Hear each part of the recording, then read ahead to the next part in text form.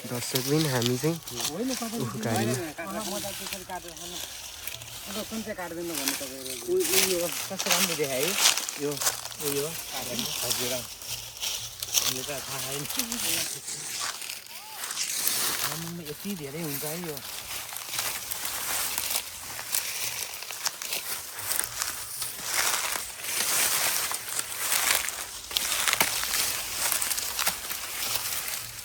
अर्कै टेक्निक गरे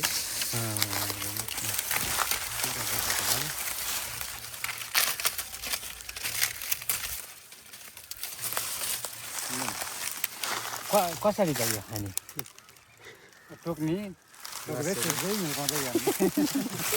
हामी चाहिँ गाई आज बर्दिवास बिहेमा आएको होइन अनि यहाँ चाहिँ उहाँ दाइले उखु काट्दै हुनुहुँदो रहेछ अनिखेर हाम्रो छोरा भतिजाहरूलाई चाहिँ यो उखुको बारेमा राम्रो गरी थाहा नभएको कारणले गर्दा म चाहिँ ल भतिजाहरूलाई म चिनाउँछु नि त उखु भनेको यो हो भन्ने हिसाबमा चाहिँ यसरी उखु चाहिँ यो हो होइन यसलाई इङ्ग्लिसमा चाहिँ सुगर क्यान भन्छ अनि तपाईँहरूले यो उखु चाहिँ कहाँ लानुहुन्छ यहीँ नजिक ए अनि एक ट्र्याक्टर उखु लग्नु भयो भने कति आउँछ त चिनी हजुर कुइन्टलको 600 कुइन्टल चाहिँ कुइन्टलमा कति किलो हुन्छ 100 किलो 100 किलो हुन्छ 100 किलोको 600 रुपियाँ भनेदेखि फाइदै होला त फाइदै हुन्छ यो उखुहरू सबै देखाउँदै एकचोटि सर काटिसक्यो ए यो सबै तपाईँको हो कि ए हामी त फर्स्ट टाइम यत्रो धेरै उखु बिचमा आएको नि हामीलाई त कस्तो आयो एकदम रमाइलो लाग्यो कि त्यति नै यसको हो यो काट्यो फेरि यही लाउने उखु नै लाउने 12 मासे हो यसमै लाउने अनि यसमा 2 वर्ष हुन्छ एकचोटि रोपेपछि 2 साललाई हुन्छ ए 2 वर्षमा चाहिँ काट्न मिल्यो यो वर्ष रोप्यो फेरि अनि अर्को सालमा काट्यो फेरि अर्को सालमा काट्यो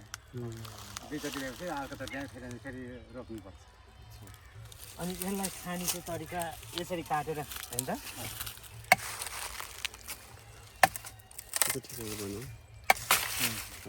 अब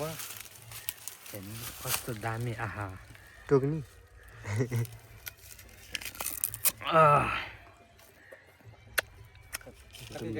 काटेर खानु न चाहिँ कस्तो चिनी नै खाएको जस्तो छ एकदम रसिलो एकदम टेस्टी होइन अब के भनौँ न एक्सप्लेन गर्ने कुरै छैन के कसरी चाहिँ यसको बयान गरौँ अब उखु घारीमै आएर उखु खाँदै गर्दा एकदम रमाइलो भएको छ एकदम रमाइलो लाग्यो वाउ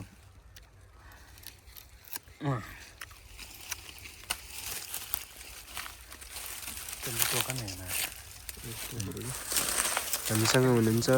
सुपुत्र सबित